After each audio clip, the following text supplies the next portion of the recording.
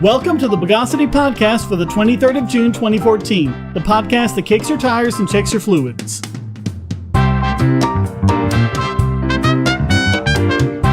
This is your host, Shane Killian, and joining me again this week is Charles Thomas and Jonathan Loesche. Guys, welcome back to the show. Hello. Great to be back. Before we begin, I want to talk about a parking ticket I got yesterday. And it's weird because I got the ticket for pulling into a parking space the wrong way.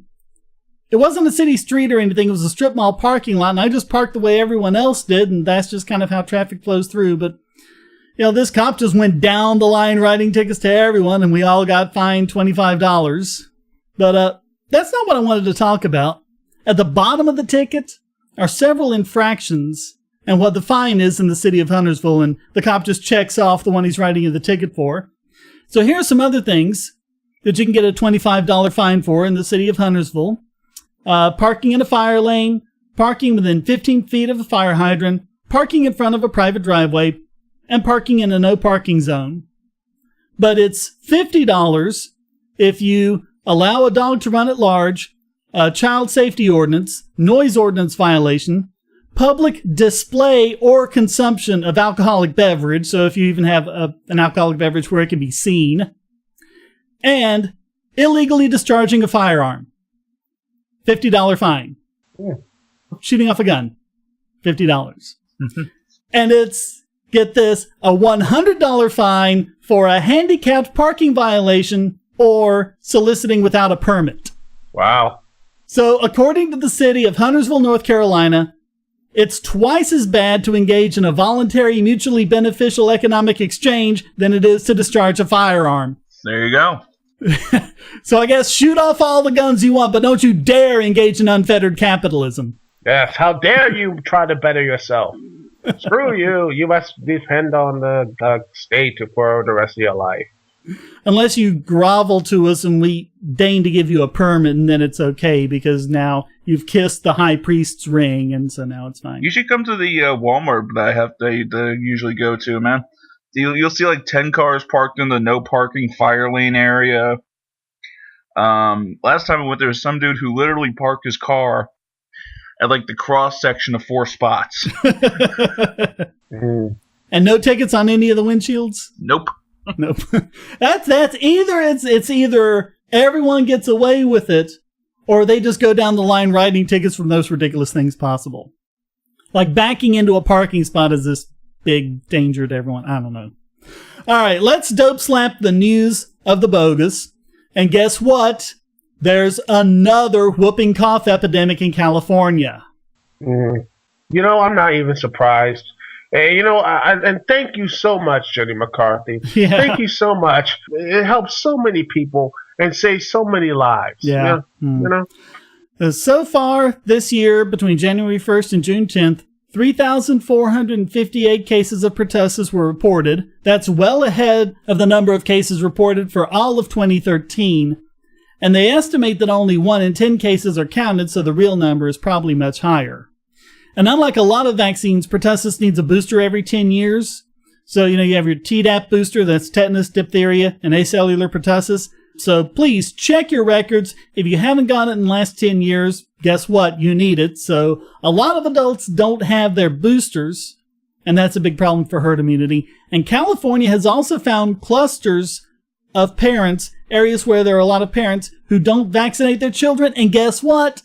Those are the areas where they're seeing outbreaks. And you know what? It's funny. And I did the dumb thing. I looked at the comments.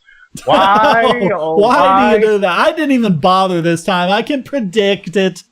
I know exactly what it's going to be. Oh, goodness. This one, the top one.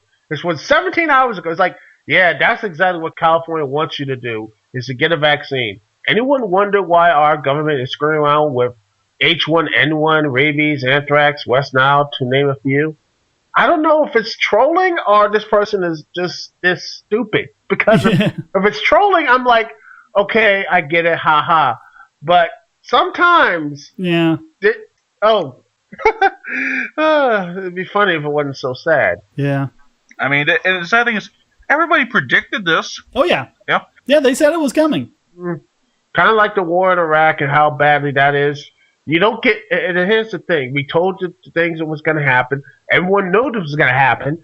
And, people were like, well, it's not that bad. No, it is this bad. It's going to get even worse if people don't start vaccinating.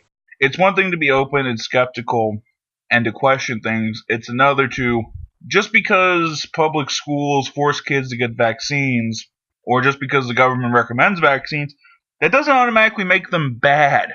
This is the same line of thinking that, back in the 80s and 90s, that the government invented HIV and crack cocaine to kill all the black people. There was a certain line of demarcation of being skeptical and just being crazy. Yeah. Well, and I think a lot of it also is, it's like, oh, I discovered something that all these smart people don't know. All these smart people are saying vaccines are good. I found out they're bad. Wow, look how smart I am. That kind of thing. Yeah. Oh, this example, from the comments, I'm sorry. If you, please, if you have any sharp materials, keep them away from you people. I'll put away anything I can slash my wrists with, because I have a feeling this is going to be. It says this. How have we as a species managed to survive all the way up to the 20th century without vaccinations? Wow. Wow, he's right. He's convinced me. Yes, what a great argument. It's not like the bubonic plague or anything happened. Yeah. Or anything it's else. Not like 95% of the Native American population got wiped out in under a century. Yeah, smallpox. Who cares about that? And here's the thing. It said, this thing says, well, by ramping up human reproduction rates, this person commented and said, well, we ramped up human reproduction rates to compensate for the loss of 2 in 5 of our offspring dying from infectious diseases. And he's like, BS. People have bigger families than previous generations. The more economically developed a nation is, the fewer children per family. Yeah. Yeah, the birth rates are actually down. They're up in places like, third world Africa. Yeah. But, United States, Western Europe, Australia, they're down. Yeah, of course. But nationally, pertussis cases have increased 24% over this same period last year. I mean, it's just senseless. There's no reason for it. It's a vaccine. Just get the vaccine, folks. Even if you believe that 1 in 100 kids who gets vaccinated gets autism, compared to the number of kids that might die from whooping cough or hepatitis, chickenpox, anything like that, it's still far greater than the number of kids. Well, and you look at the vaccine reporting system, and all this really does. This isn't like the vaccine caused it. It's like, someone got the vaccine and then this happened, and they're like, oh, here's this vaccine, and look at the reportings, and all these people got, such and such bad reaction, and you get there, and it's like 100 people got this reaction out of millions who got the vaccine. It's like, yeah, we don't really have much of a perspective on this, do we? It's mad cow all over again. People, like only 149 people died, and people just went all crazy. And it's even worse now when you have instant media and everything. Like, they just like, oh my goodness, someone died because of this random vaccine. And see, I told you. And you can say, yeah, we were right. See, even though it's been proven time and time again. So please, I'm begging you, all of us are begging you, please, for your children, for everyone, seriously, get your vaccines. Vaccinate your kids. I can see why it's going on like in the Middle East or something where they don't have that type of medical and infrastructure. But here where we have the structure to have these vaccinations, to have it, and this stuff is happening, it blows my mind. And it's ignorance that is hurting and killing innocent people. And I can't stand that. Bogosity.tv is a participant in the Amazon Services LLC Associates Program, an affiliate advertising program designed to provide a means for sites to earn advertising fees by advertising and linking to Amazon.com. Just clear your cookies and go to Amazon.bogosity.tv, or check the right-hand side of the podcast page for Amazon's best deals, including the deal of the day and limited-time lightning deals on all sorts of great products. So next time you buy online, go to Amazon.bogosity.tv. Alright, time for some good news. One of the Supreme Court cases we said we'd report on here is the Susan B. Anthony List case. And this is the one where a pro-life group opposed the re-election of Democratic Congressman Steve Dryhouse in Ohio. And they took out billboards where they likened his vote for Obamacare to supporting taxpayer-funded abortion. So what did Dryhouse do? Did he use his own freedom of speech to counter theirs? Did he engage the public in a debate on the issue? No, he went to the Ohio Elections Commission and got them to pull the billboards. They threatened the billboard company with legal action, so the SBA list ads didn't run. And they also ran the group before the commission, and the commission ruled against it. Of course, completely split along party lines. Imagine that. Shocker. So they sued in federal court and went all the way to the Supreme Court.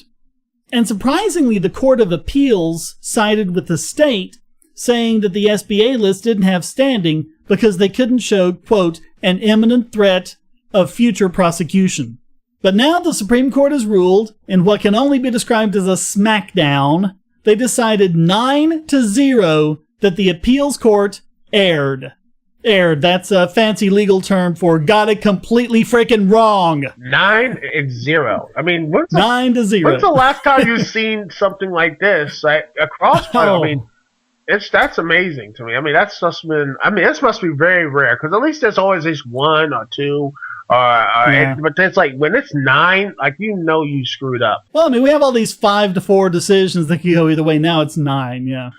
Wow. And they said, quote, the threat of future enforcement of the false statement statute is substantial. The specter of enforcement is so substantial that the owner of the billboard refused to display SBA's message after receiving a letter threatening commission proceedings. On these facts, the prospect of future enforcement is far from imaginary or speculative. Wow. I mean, how many times you've seen in internet debates and stuff like that, and people just don't even talk about it. They just move on. Like, oh my God, this is bad. Let's sit down and talk about it. Nope, it's bad. And if you're against it, you're a horrible, horrible person or what have you. No debate. Maybe there'll be some debate here, and honestly, we'll find something. Something better can come along. That sort of thing. That's what debate should be. Instead of just, well, my side is automatically right and your side is automatically wrong. Just, the world is not like that. Now, what they didn't do, because they couldn't, it wasn't a question before the court, they didn't rule in favor of SBA lists, saying that, of course, it was free speech, you morons. They weren't able to say that, but this does allow SBA lists to go ahead and proceed in the Sixth Circuit Court with their complaint. So, best of luck to them on that. And by the way, Dryhouse lost the election, just in case you were wondering. I'm glad that the Supreme Court ruled the way it did, but I do wish that they had gone. As you said, this is a free speech issue. Well, they weren't able to, because there wasn't a lower court ruling saying that. The lower court stopped it in its tracks, saying you can't sue because you don't have standing, so they never made any free speech claim for the Supreme Court to review. That's how it works. Now that the Supreme Court has said they have standing, they can go back and have the case, and then if they say it's not free speech, they can appeal that to the Supreme Court once they make that ruling. Yeah, this is free speech, though. This should be protected by free speech. Oh, absolutely. It is free speech, and the person who might disagree with it should just say, okay, this is dumb and idiotic, that sort of thing. That, to me, is a bit dangerous when someone in Congress can say, well, this person is making a funny little face about me or anything else. Take it down, or I will use my power to take it down and just take away your free speech. That is something we should be avoiding. Not, seems that our country seems to be more people are trying to cheer that on nowadays. Hopefully we'll find out that this will be a free speech thing and they just toss this whole thing out. And hopefully the person apologizes because, he's a politician. He's not going to admit any wrongdoing. I know, but, be nice. I know I'm just eternally optimistic. You should not be cheering this stuff on because eventually, someone who's a pro-war candidate, say he's killing innocent people like the war in Iraq or something. They want to go back and waste more troops' lives, and the guy say take that down. And there's precedence because this person did it with but it always turns around. Always, if you try to take someone's freedom, no matter how dumb or anything is, it always turns around. It always bites you in the back. Always have, always will. Well, we had a few examples of that in last week's podcast. It's, we're going to ban this, we're going to restrict, we're going to stop someone from hearing it, and it just ends up making more popular and gets all this attention for it. Yeah. I wouldn't be at all surprised I mean, I don't remember this particular incident. This is back in 2010. I don't remember this particular incident when it happened, but I wouldn't be at all surprised if all of the, Republicans and right-wing and pro-life people had, grabbed a copy of this billboard and spread it all around the social media and say, here's the billboard they don't want you to see, that type of thing. Of course. And it just would have given them more attention for it. Exactly. Once you start doing something, especially in this day and age, it never goes away. You just got to be careful and put stuff on there and put things that you always have to be a bit careful. You don't want to be like, well, I'm going to block this from the internet because it always works. And said no, everyone and realized, oh crap, it doesn't work at all. No, it doesn't. Hackers, terrorists, the NSA. But I repeat myself. Your online security is under attack, and the weakest point is your password. That's why you need LastPass. LastPass plugs into your browser and allows you to randomly generate strong, unique passwords anywhere on the web, all protected by one master password. LastPass sets up in minutes and gives you secure automatic logins throughout the web, synchronizing across all your browsers and all your computers, at home, at work, or on the road. It even securely stores sensitive form data, including credit card numbers, backup sensitive documents, membership info, Wi-Fi logins, and more. And with LastPass Premium, you can get these benefits on other applications and even mobile devices, and also get priority customer support. Sign up at password.bogosity.tv for a free month of LastPass Premium. Log in securely everywhere using the last password you'll ever have to remember. Go to password.bogosity.tv and get LastPass now. So more bad news in the area of YouTube and copyrights. It's great to have a partnership on YouTube where you can create your own original content and have it monetized, and of course a lot of bands have done this, from major labels right down to independent artists. But now, Google is making all of these deals with the big labels, and it looks like the indies are going to be left out to dry. The big guys they don't want to be dinosaurs, but they are dinosaurs. Screw everything else. We need to be around. It's sad. And people with good ideas and people with new innovative ways of music, they just like, you have to sign up with a big corporation, even though you don't. Yeah. Now, I want to make it clear what they aren't doing, because there's a lot of people out there saying, oh, they're banning independent artists, they're going to kick them off. Nope, they're not. If you're an independent artist, or even just a guy in your bedroom with a guitar singing your own songs, they aren't going to kick you off YouTube. They aren't going to take your videos down. They aren't going to be blocking them or anything like that. What they are doing is stopping you from monetizing them. So even though the content is absolutely 100% yours, you can't do what people with podcasts or how-to videos or even just videos of their children can do. All of those videos can be monetized on a partner channel, but an original song cannot be. In order to monetize a song, it would have to be in YouTube's Content ID platform.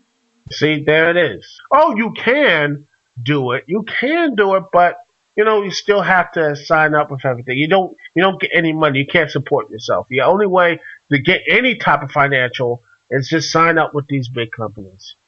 And it's a shame because YouTube, it is a great platform for not only music but podcasts, but it's just when you look at stuff like this, it's just like they're just trying to inch their way, and they're trying so hard to just squeeze, take people's work and art, everything, and take it away from them. They just want to continue being relevant, even though they're not relevant anymore. You don't need to sign up with RCA. You don't need to sign up with the RIAA to make money. You can do that on your own. They hate that. And people like say, well, if you don't really like, and I hate this argument, and I guarantee you someone in the comments are going to put this out there, and please stop. Don't do this. Don't. And say, well, if you really love the art, you don't need to make money. No, I hate that argument because why do people you have to sign with some company, why can't you, who are not hurting anyone, doing anything at all, who post it online, be it music or doing video reviews or doing anything other material to actually monetize it, why is it a bad thing? And the hard thing is people will support these people and say, well, it's their music. And no, it's not their music. It is these creators' music. Sony did not write Happy Birthday to You, but you have to pay them if you sing it in public. So, yeah, what you would have to do is submit your song to the Content ID system, but there's a problem. The deal that YouTube struck with Warner Music Group, Universal Music Group, and Sony Music Entertainment precludes them from making any such deal with an independent label. Instead, independent labels have all these ridiculous requirements that they don't require of the big labels. Things like you have to guarantee global rights, which most indie labels won't be able to do because there's all these ridiculously complicated copyright laws all over the world. They also have some exclusivity agreements that would mean they couldn't also put their music on iTunes or other platforms. Again, major labels, no such limitation. And they'd also pay the indies far less than they would the major labels for the same amount of views, or even what the indies could make on a lot of those other platforms that you mentioned. So, I mean, it's ridiculous. It frustrates me when you see people who work so hard and they just go like, you know what, they don't want that. It just makes people feel like there's no real chance of them ever getting support. So they have no other choice but to sign Sony Music Group or Universal Music Group. They have I have no other choice but to sign up to them. Yeah, YouTube's sort of in a pickle here. I mean, because they're right up there with Netflix in terms of bandwidth hogs, right? I think Netflix is a much bigger bandwidth. Something like 1/3 of internet traffic is just Netflix or something like that. Yeah, but YouTube's up there too, like 1/5 or something. You know, Comcast, AT&T, they're all going to come and hit them up. Yeah, and a lot of those are, along with the music labels, they're part of the same company. Mm-hmm. I said earlier, one of the big music companies they struck a deal with was Warner Music Group, and of course they're right along with Time Warner, and, you know. Uh-huh. You know, if some 14-year-old makes a music video with just in some rock band, I mean, they can still submit those videos, it's just that they can't monetize them. Correct. Right. Even if it's their own original music, apparently from what they're saying, they can't monetize it. It's a bit of a crappy compromise, but it's one that had to happen. YouTube would just be fine, you know, let everyone put their videos up, let them play all over the world, let everyone see it, look at the ads, make money, and then great, we all go home and look at our bank accounts and see what we're doing. The fact is, you've got all these copyright laws everywhere. You've got the DMCA. I forget what the equivalent is in the UK, but all over the world, there's all these different laws, and they have to tread carefully because, you know, one thing slips through and there's all this liability. The YouTube, they could actually go after YouTube for this stuff, and yeah. What was it, back in like 05 or 06 when YouTube first happened, and Viacom sued them for, God forbid, they had clips of the Colbert Report on there.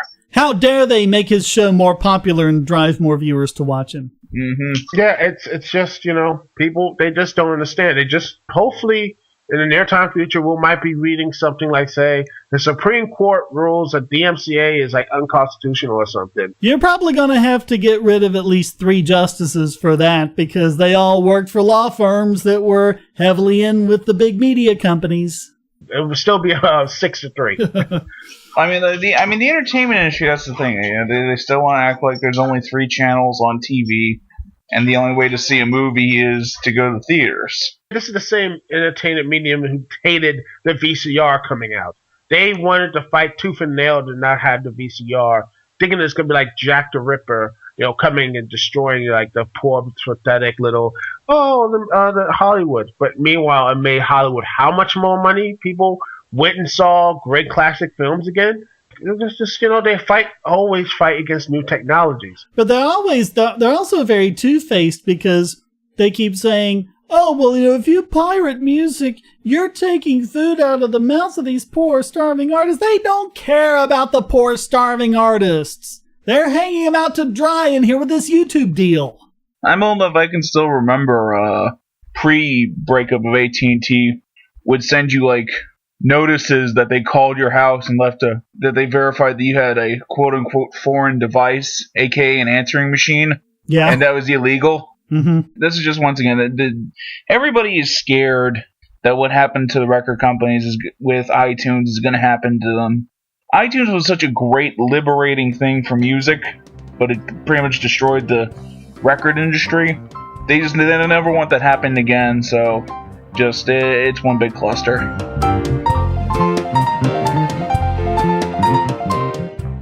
History is written by the winners, and so apparently is economics. That's why there's Liberty Classroom. Probably the best single learning resource for history and economics on the web, Liberty Classroom teaches U.S. history, Western Civ, and economics from actual university professors. There's lots of free material to get you started, including introductory lectures on all these subjects. And when you sign up, you'll get the full site's content for just $99 a year, less than the price of 2 cups of coffee a month. And if you type in the promo code Bogosity in all caps, you'll get your first year for just $88.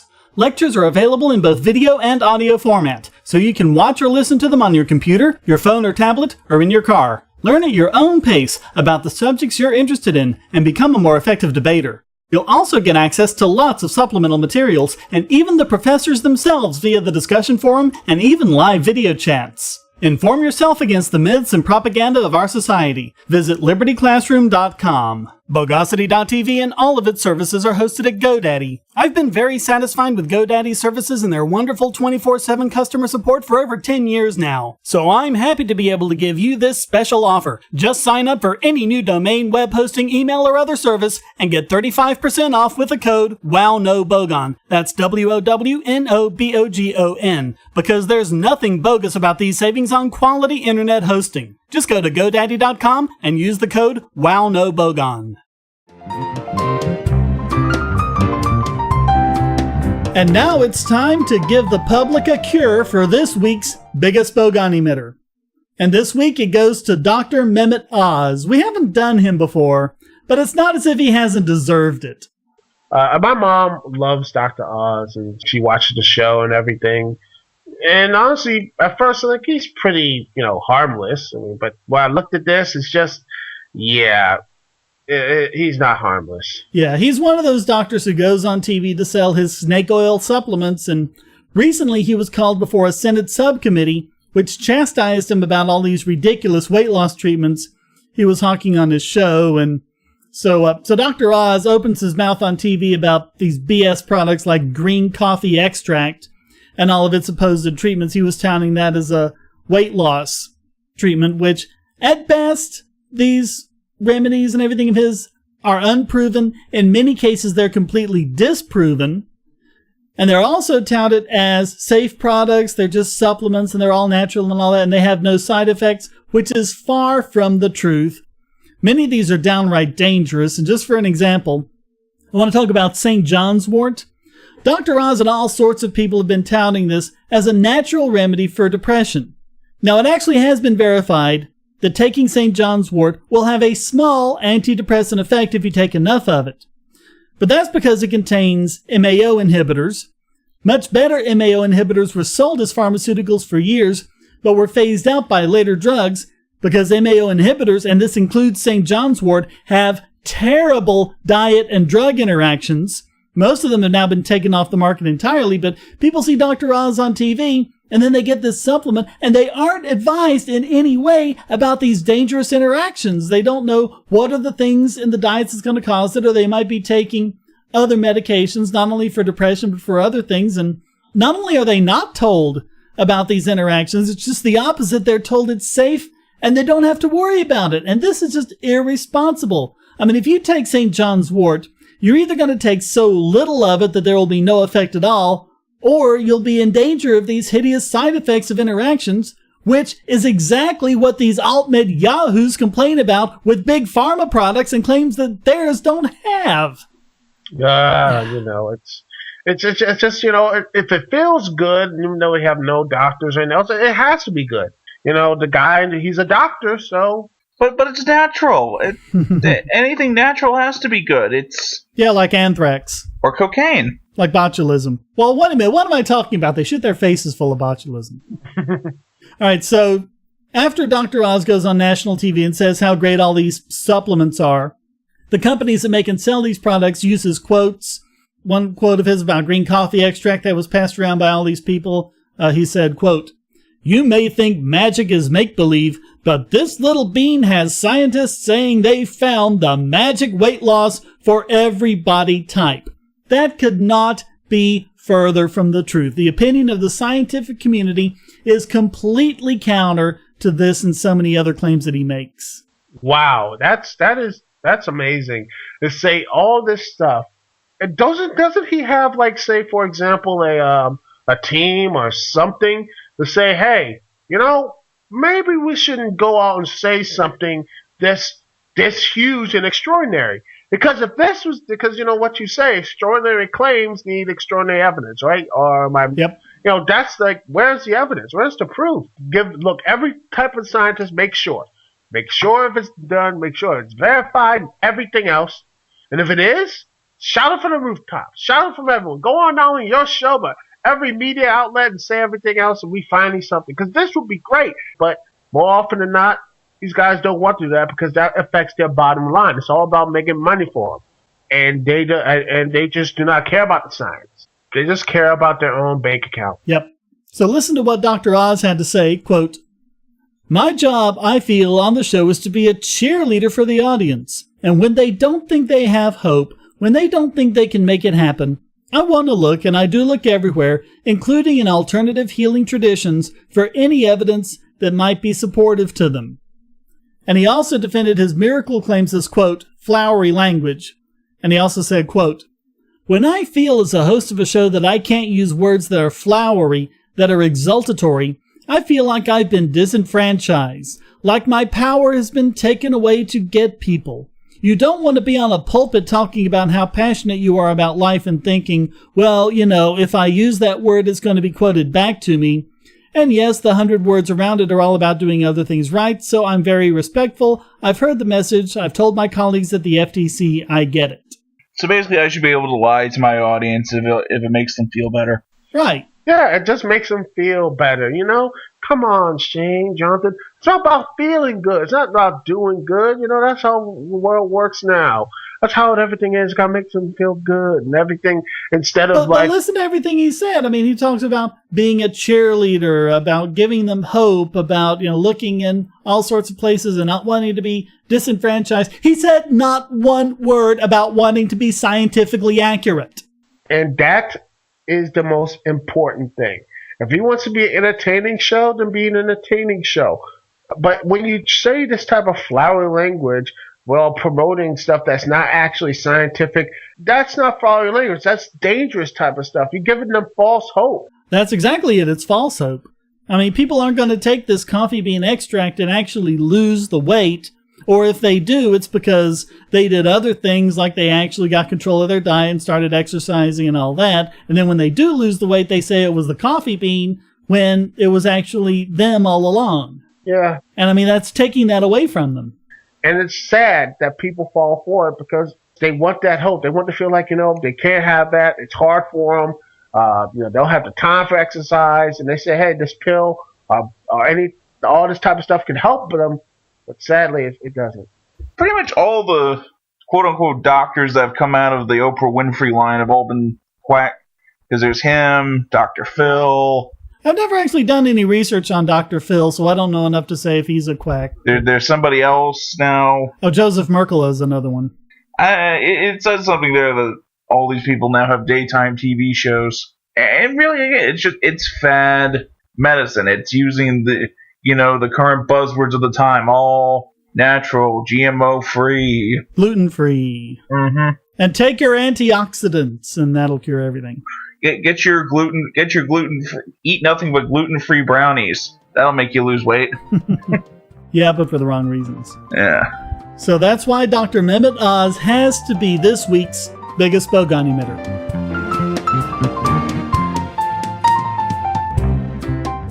You say you don't like Bitcoin? Why not? Oh, because it's not gold. No problem. Just go to coins.bogosity.tv and you'll be taken to Coinable, where you can buy gold or silver coins or bars with your Bitcoins, with literally up-to-the-minute spot pricing. Now there's no reason not to jump on the Bitcoin bandwagon. Whether you're a Bitcoin miner, service operator, Bitcoin business owner, or market speculator, you can get gold and silver from reputable dealers. And Coinable has Bitcoin liquidity for fast processing of your order. Coinable even utilizes a special shipping infrastructure to ensure that your investment arrives safely at your door. And you know what? By going to coins.bogosity.tv, you won't pay a penny more, a Satoshi more for your purchase. but you'll help this podcast. You can even sell your gold and silver for Bitcoin as well. Coinable is your Bitcoin to gold marketplace. So go to coins.bogosity.tv and start turning your Bitcoins into gold now. And now it's time to homeopathically dilute this week's Idiot Extraordinaire. So guys, have you ever seen the excellent skeptic video Here Be Dragons? No. That's a good one. Check it out. Have you seen those YouTube videos called In Fact? I think so. Or listen to the Skeptoid podcasts or those great articles on skeptoid.com? I do take a little peek at the skeptoid stuff, sometimes. Yeah. Those are all done by Brian Dunning. And guess what he wants to do? He wants to drink HIV-contaminated blood. Now don't worry, he's not this week's idiot. He hasn't gone all HIV denialist on us. What he wants to do is drink a homeopathic preparation of HIV-contaminated blood diluted to 30C for a film he's making. So this is one of those skeptical demonstrations of how ridiculous homeopathy is. Like the skeptic groups that committed homeopathic suicide by downing lots of homeopathic sleeping pills, or James Randi downing bottles of the stuff during the talks he's done on the subject. And I looked at this, and it's just that it's just a little bit weird. It's a bit weird, that this whole the guy just it's shocking to say the least. Because homeopathic drinking, HIV contaminated blood. You're like, holy crap, Well, that's the whole idea. You go, holy crap, but then he does it to prove the point that long before it gets to 30C, there is absolutely nothing left of the original blood in there. That's the point.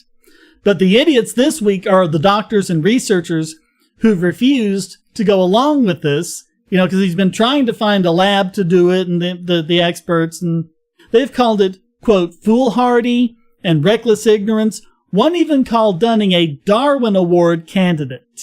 Really? Yeah. Well, they're making like there's this big danger if he takes homeopathically diluted HIV-contaminated blood when there's nothing.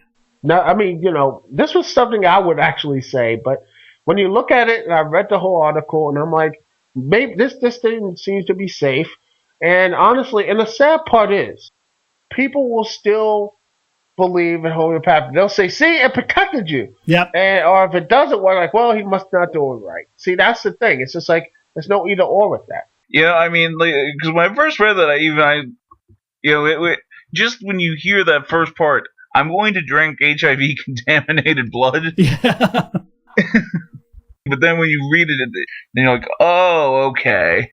Well, according to Dunning, the advice they gave him is, quote, use something less deadly. Use something that's curable in case something goes wrong. Use something like ricin that doesn't require the handling of contaminated human blood.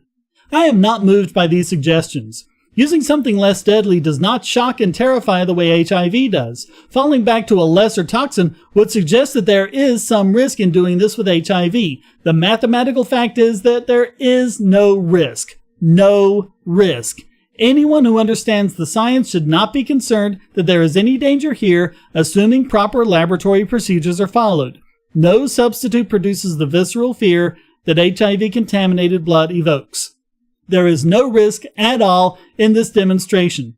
No doctor, mathematician, statistician, or homeopath should be in the slightest concerned about its safety when proper lab procedures are followed. But so far, all that I have spoken to have used language like that at the beginning of this post. Science fans are quick to criticize homeopathy, but when it comes to actually drinking a preparation of HIV-contaminated blood, most are reluctant to put their money where their mouth is. The result?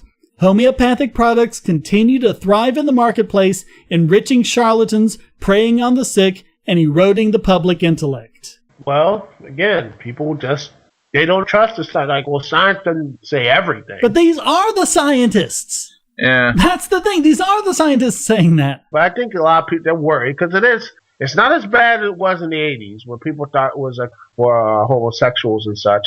And people still think that they're idiots. It was originally actually called GRID. It was gay-related immune deficiency because it was just the reason why it was around homosexual males was just the founder effect. They were just the ones who got it first, and then it spread to everyone else. And Then they realized, oh no, this goes everywhere. Yeah, I think that's the reason why. I think they're terrified because it's not because they're idiots. I think they're just worried because there might be some lawsuits. Yeah, it's probably a liability thing. Yeah, it is a liability because no one's going to sit there and be like, well, wait, sign that waiver and such. Well, there's something like a 1 in 10 trillion chance that he'll even get a single molecule of the original blood, and a molecule wouldn't be enough to infect him. Because you have to get that whole HIV-infected cell in. If he drank 1 vial of this 30C solution every second, he would only have a 1 in 100 billion trillion chance of getting a single molecule of the original blood by the time the universe ends.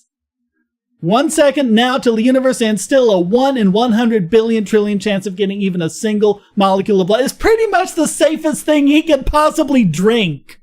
He'd have a much bigger chance of being hit by a meteor and a crashing plane simultaneously while being struck by a lightning and shot by a terrorist as his wife has identical quintuplets after being elected president than he would in getting HIV from a homeopathic dilution of contaminated blood. Yeah. So, but yet, again, people, it's the fear. And until that fear goes away, I don't think this test is going to happen. And like I said before, even if they do, the people will still say he wasn't doing wrong. He wasn't on his right foot on the full moon where all the planets aligned or something like that. Yeah, but even if it doesn't convince the homeopaths, maybe it'll convince these scientific researchers and everyone else too and help them understand these statistics. I mean, it's a human failing. We dramatically overestimate very low risks. You can tell someone, there's a 1 in 10 trillion chance. They say, well, there's still that chance. So I'm putting a link in the show notes to an article by Eliezer Yudkowsky, which concludes, quote, if an argument is not certain, you're allowed to ignore it. Like, if the likelihood is 0, then you have to give up the belief. But if the likelihood is 1 over Google, you're allowed to keep it. Now, it's a free country and no one should put you in jail for illegal reasoning, but if you're going to ignore an argument that says that the likelihood is 1 over Google, why not also ignore an argument that says the likelihood is 0? I mean, as long as you're ignoring the evidence anyway, why is it so much worse to ignore certain evidence than uncertain evidence? If you're going to ignore a probabilistic counterargument, why not ignore proof too? And that's exactly what these scientists and researchers are doing, and they should know better. And if they're not convinced, then is it any wonder that we can't persuade people not to take homeopathic treatments? Just because there is a risk, it's such a dramatically low risk, there practically is none. Yeah, but for all intents and purposes, there is no risk.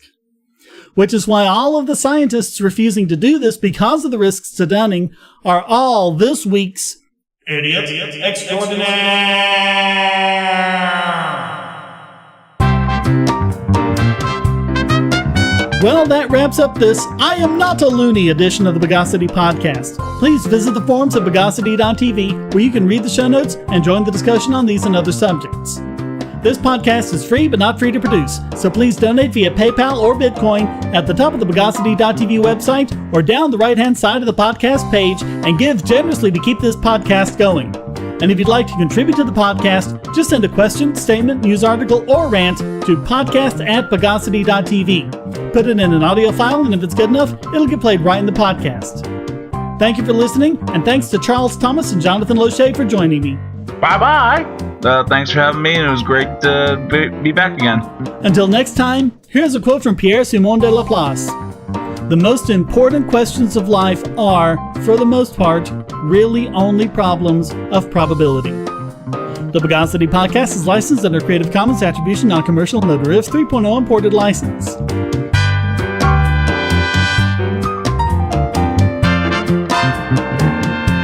Bogosity.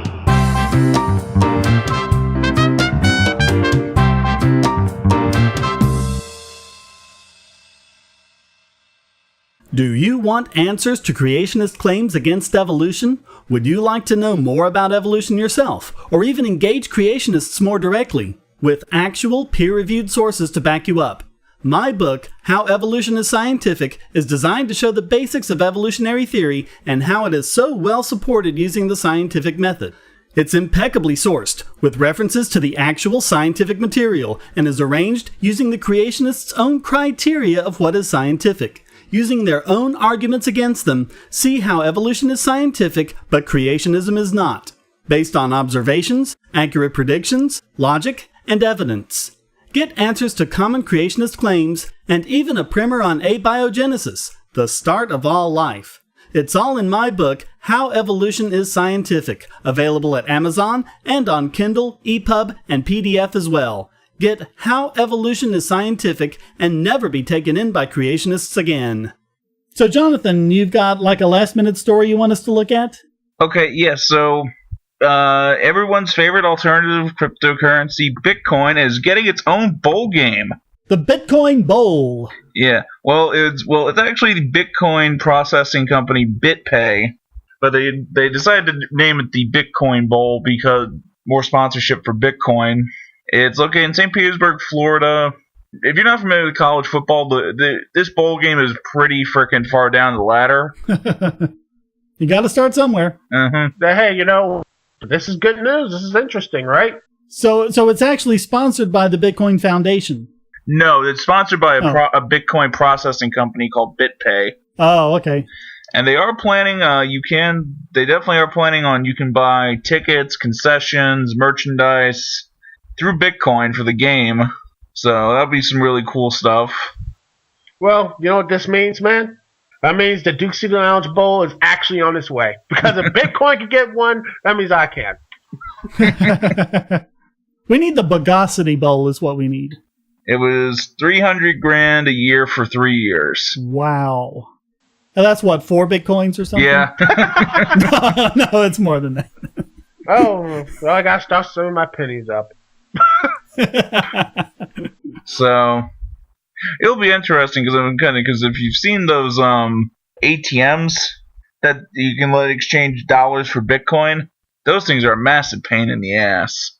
Yeah, I've read about those, and it's like, this seems kind of unworkable. They got some working out to do with the technology before they do that. Now, granted, there are some food trucks and stuff that's around here that they'll take payment in Bitcoin, and those are relatively easy to do. If you have your smartphone with a Bitcoin app and they have theirs, you can just transfer it from one wallet to another real quick. It's just when the cash to Bitcoin conversion goes, then it's just a unworkable cluster. Yeah, but hey, it's the start, and the Bitcoin revolution is coming, or it's already here, or it's already gone. Yeah, you missed it. Well, I don't know, because you see the IRS wants to tax Bitcoins as assets instead of as a currency. Yeah, I think we covered that, which is ridiculous. It means you need to keep track of when you bought your Bitcoins and what the price was and when you paid for it and what, it's just a pain. Well, they have to do something. And like I said, what happens if you're a miner? Well, they have to do something. But hey, if the Bitcoin Express keeps going away, keep going. Hopefully it doesn't break down like the Lex Express. Wrestling Insider points for the win. Good night, everybody.